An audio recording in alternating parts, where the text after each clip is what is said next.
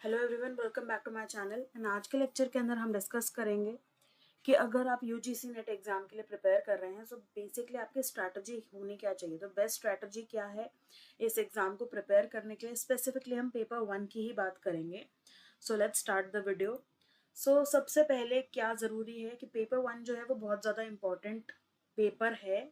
आप उसको, ये नहीं है कि कोई भी एक पार्ट या कोई भी एक यूनिट आप स्किप कर दें, ठीक है। तो बहुत ज़्यादा सीरियसली लेना है आप उसको। आपको उस पेपर की सारे ही यूनिट्स को सीरियसली प्रिपेयर करना है। कंप्लीट सिलेबस को थॉरली कंप्लीट करना है। ऐसा नहीं आप भाई छोड़ दें, अरे 3 यूनिट काफ़ी हैं, 4 यूनिट काफ़ी हैं, इस तरीके से नहीं करना है। एंड ये रिमेंबर रखें, ये हमेशा याद रखें कि if you want to clear this exam तो यहाँ पे आपको ये करना ही पड़ेगा, आपके पास और कोई ऑप्शन नहीं है। तो पेपर ही आपको एक एज दिलाएगा भाई। जो आपका सब्जेक्ट है, दैट इज सपोज मेरा सब्जेक्ट जैसे लॉ है, तो आपका सब्जेक्ट अगर कोई भी है, इंग्लिश है, लैंग्वेज है, कॉमर्स है, मैनेजमेंट है, ठीक है, आपका कोई भी सब्जेक्ट है, वो सब्जेक्ट में जो भी बच्चे का वो सब्जेक्ट है तो उसमें तो वो बच्चे अच्छा पढ़ के ही आएंगे। बट पेपर 1 हर बच्चे का अच्छा नहीं होता है, या पेपर 1 में वो सीरियसली नहीं लेते हैं इतना उसको, तो उसमें थोड़े मार्क्स कम रह जाते हैं बच्चे के। और अगर आप कंपेयर करें पेपर 1 और पेपर 2 को, तो पेपर 1 में इतना ज़्यादा सिलेबस भी नहीं है।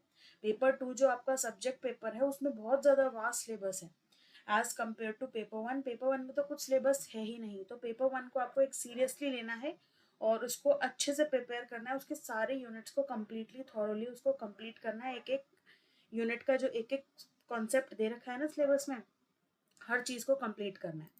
इसके बाद सेकेंडली आपको क्या करना है, हर यूनिट कंप्लीट करनी है, कोई भी स्किप नहीं करनी है। तो आपको ये माइंड में रखना है कि आपको 40 प्लस स्कोर करना है पेपर 1 में। तो 50 क्वेश्चंस आते हैं टोटल। 50 क्वेश्चंस में से 40 प्लस, ये क्वेश्चंस की बात कर रही हूँ मैं, ठीक है, 40 प्लस क्वेश्चंस आपको करेक्ट लिखने हैं, करेक्ट आंसर करने हैं पेपर के अंदर, ठीक है। सो अगर आप सारा सिलेबस कवर करके जा रहे हो, सो इसका मतलब ये नहीं है कि आप एक भी मिस्टेक नहीं करोगे एग्जाम के अंदर। सो अगर आप पूरा पेपर में पूरा सिलेबस कवर करके जा रहे हो, आफ्टर दैट ऑल्सो आप कुछ सिली मिस्टेक्स कमिट कर सकते हो। तो इसीलिए अगर आप पेपर में सिलेबस कंप्लीट नहीं करोगे, कम पेपर कवर करके जाओगे, सपोज आपने 2 यूनिट स्किप कर दी, तो यहाँ पे आप सिर्फ 40 क्वेश्चंस का आप आंसर कर रहे हो एंड 40 में से आपके मार्क्स कितने आ पाएंगे, मे बी 30, मे बी 35। तो आपका स्कोर और कम हो जाएगा, ठीक है। तो मेन ये रीजन है जिस वजह से आपको कोई भी एक यूनिट स्किप नहीं करनी है। एंड आपका टारगेट क्या होना चाहिए कि 40 प्लस क्वेश्चंस आप करेक्ट करें, सही आंसर दें अपने पेपर के अंदर, ठीक है।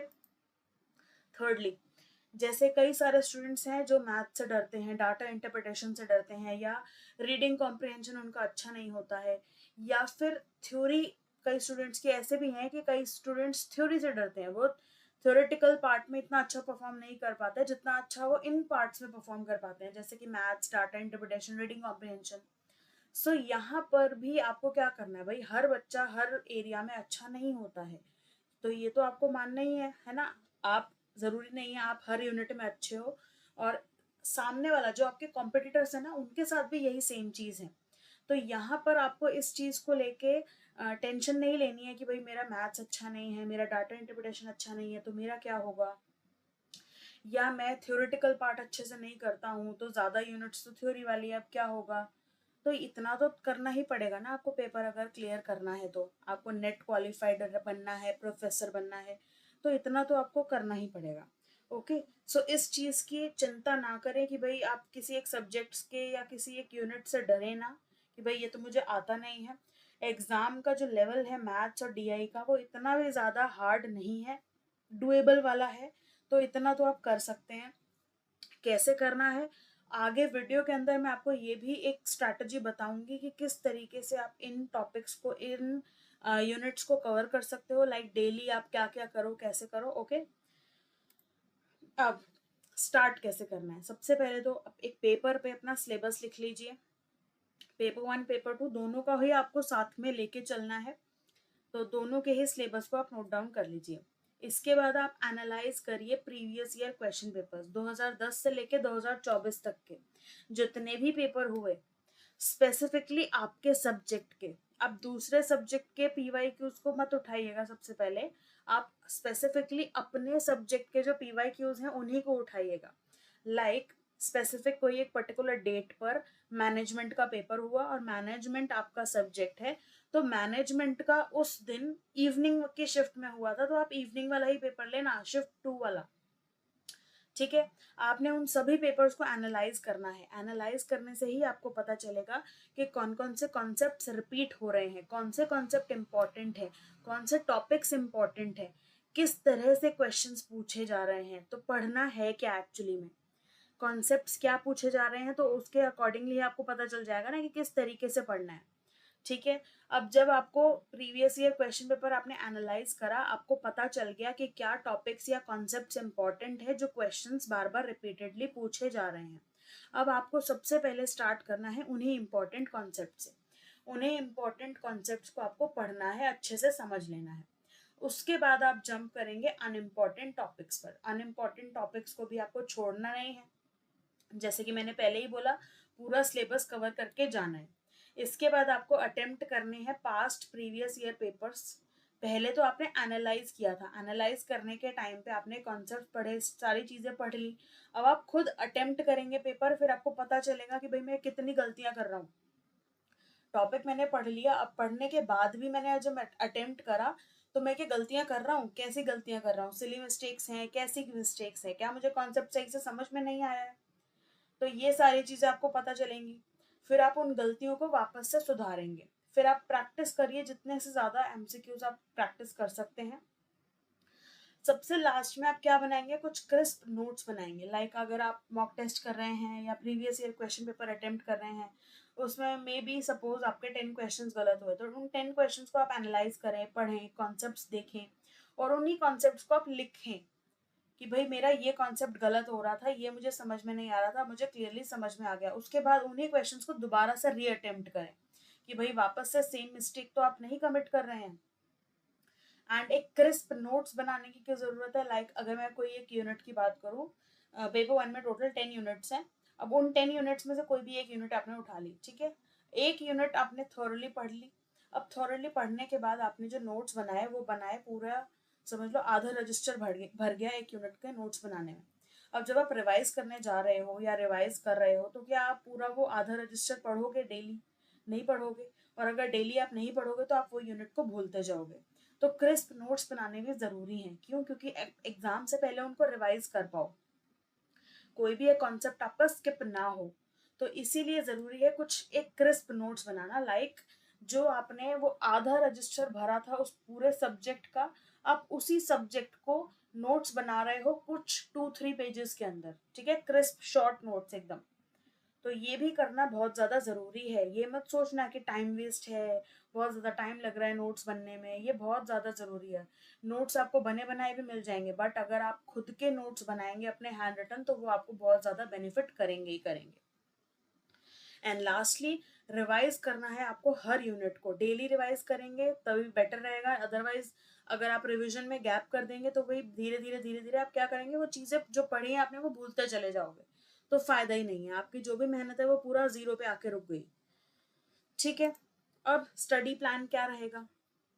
तो जैसे कि यहाँ पर कुछ मैंने यूनिट्स लिखी हैं, teaching aptitude, research aptitude, logical reasoning, reading comprehension, communication, mathematical reasoning. तो ये सारी यूनिट्स बहुत ज़्यादा इजी है और स्कोरिंग भी है, बहुत ज़्यादा इंपॉर्टेंट है। Like teaching, research and logical, ये सारे क्वेश्चंस इन सारे टॉपिक्स से, या ये सारी जो यूनिट्स हैं ये थ्योरेटिकल यूनिट्स हैं, सारी चीज़ें याद करनी है। लॉजिकल रीजनिंग के अंदर कुछ सिलोगिज्म, कुछ ऐसे भी चीज़ें आती है जिसमें कुछ ऐसा लॉजिक नहीं लगाना है आपने, मतलब कॉन्सेप्ट को समझना है, बस वही अप्लाई करना है, फालतू में अपना दिमाग नहीं लगाना है। ठीक है, तो बहुत ज़्यादा इजी भी कॉन्सेप्ट्स है कई सारे इसके अंदर। तो वही जैसे मैंने आपको बताया इससे पहले वाली स्लाइड के अंदर कि आपको क्या क्या स्टेप्स करने हैं कोई भी एक यूनिट को प्रिपेयर करने के लिए, आपको वही सारी चीज़ें फॉलो करनी है। एंड ये सारी यूनिट्स को तो बिल्कुल भी छोड़ना नहीं है। Like reading comprehension, maths, previous year question paper analyse करोगे, उन्हीं से आपको कॉन्सेप्ट पता चल जाएगा, और वही आप PYQ अटेम्प्ट करोगे, उन्हीं से आपको चीज़ें पता चल जाएंगी, और आप वही चीज़ें बार बार बार बार बार बार करोगे तो आपको प्रैक्टिस में आ जाएंगे वो क्वेश्चंस। तो मैथ्स और DI से भी डरे ना, ठीक है। इवन DI से अगर फिर भी आपको डर लगता है तो मैथ से तो फिर भी नहीं होना चाहिए। मतलब जैसे 5 क्वेश्चंस आएंगे मैथमेटिकल रीजनिंग से, सो एटलीस्ट 3 to 4 क्वेश्चंस तो आप अटेम्प्ट कर ही सकते हैं इससे भी। ओके, अब ये है आपका plan, like Sunday, Monday, Tuesday, Wednesday, Thursday, Friday, Saturday, total है 7 डेज। इन 7 डेज में आप कंप्लीट करेंगे 7 यूनिट्स। अब एक ही दिन में तो कंप्लीट होनी जाएगी 1 यूनिट, तो रेगुलरली आपको ये 7 यूनिट्स पढ़नी है। लाइक दिन आप बांट लीजिए, कोई भी एक दिन डेडिकेट कर लीजिए एक सब्जेक्ट को।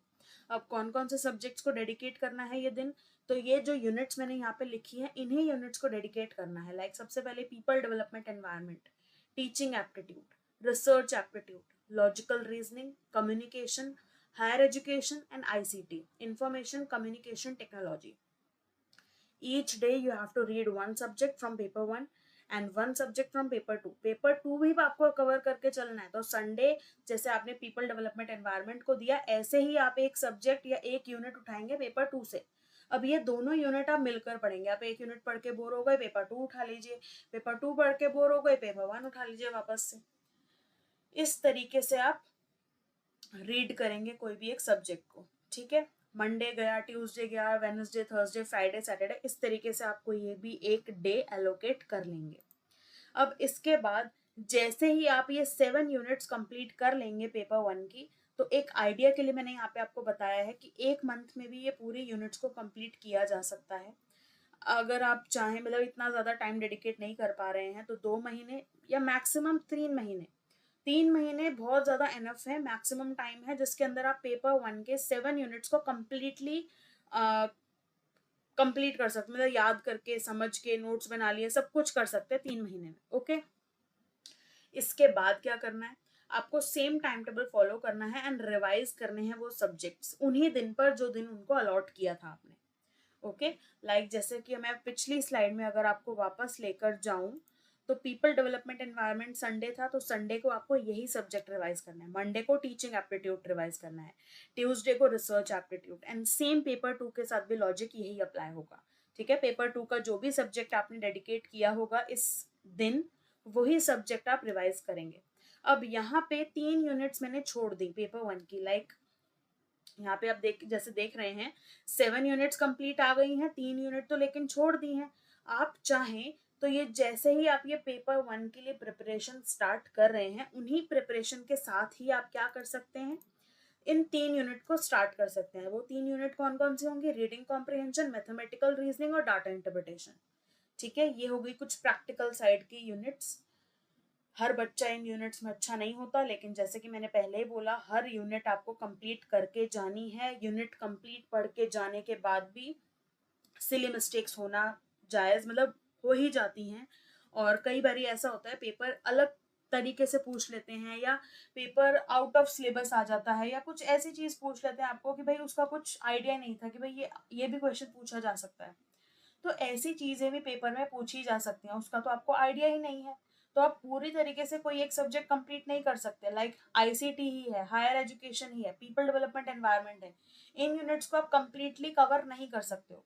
तो इसीलिए आपको कोई भी यूनिट छोड़कर नहीं जानी है। तो अगर आप चाहें तो जिस दिन से आप ये हर यूनिट पढ़ना स्टार्ट कर रहे हैं, हर दिन रीडिंग, मैथ्स और DI, इनके 5-5 क्वेश्चंस का प्रैक्टिस कर सकते हैं। लाइक रीडिंग कॉम्प्रिहेंशन को कोई भी एक RC ले लो, मैथमेटिकल रीजनिंग के 5 क्वेश्चंस आते हैं तो एक 5 क्वेश्चंस सॉल्व कर लो कोई भी, ठीक है, जो भी PYQ उससे मिले आपको या कहीं से भी मिल रहे हैं। डाटा इंटरप्रिटेशन एक DI आपको डेली सॉल्व करना है। आप चाहें तो वो 3 महीना या जो 2 महीना या जो 1 महीना की प्रिपरेशन मैंने पेपर 1 की बताई, उन 3 महीने के अंदर आप स्टार्टिंग से ही ये तीनों सब्जेक्ट भी स्टार्ट कर सकते हैं, या फिर अगर आपके पास टाइम कम है तो ये सारे सब्जेक्ट्स कवर करने के बाद जब आप रिवाइज करोगे तब आप ये 3 सब्जेक्ट्स कवर कर सकते हो। तो एज पर योर नीड्स या एज पर योर कन्वीनियंस आप ये सब्जेक्ट्स को कवर कर सकते हो। सो ये 7 के 7 यूनिट आपने पहले कवर कर लिया, 3 यूनिट आपने अब बाद में कवर कर ली, या फिर अगर आप चाहें तो 7 यूनिट के साथ साथ ये 3 यूनिट भी आप साथ के साथ ही कवर कर सकते हैं। जो ये 3 यूनिट आपको डेली कवर करनी पड़ेंगी, क्योंकि ये जो यूनिट्स हैं ये चाहिए इनमें प्रैक्टिस। बाकी की जो यूनिट्स थी वो थी थ्योरेटिकल, उसमें याद करना है चीज़ें बहुत ज़्यादा, नोट्स बनाएंगे आप, बार बार क्वेश्चंस लगाएंगे, तो धीरे धीरे धीरे धीरे वो आपके माइंड में चीज़ें बैठने लगेंगी। ठीक है, तो ये है एक स्ट्रैटेजी जिसमें आप पेपर 1 को प्रिपेयर कर सकते हैं। एंड अगर आपको कोई भी टॉपिक का कुछ समझ में नहीं आता है कि किस तरीके से पढ़ना है, तो आप कमेंट में मुझे भी बता सकते हैं। एंड अगर आप चाहते हैं कि उस टॉपिक में वीडियो बनाओ, तो वो भी आप मुझे कमेंट में लिख के बता सकते हैं। सो होपफुली ये वीडियो आपके लिए हेल्पफुल रहेगा। So that's it for now, thank you so much for watching and see you in my next video. And अगर आपका कोई फ्रेंड यूजीसी नेट एग्जाम की प्रिपरेशन कर रहा है, so don't forget to share this with your friend. Thank you and see you in my next video.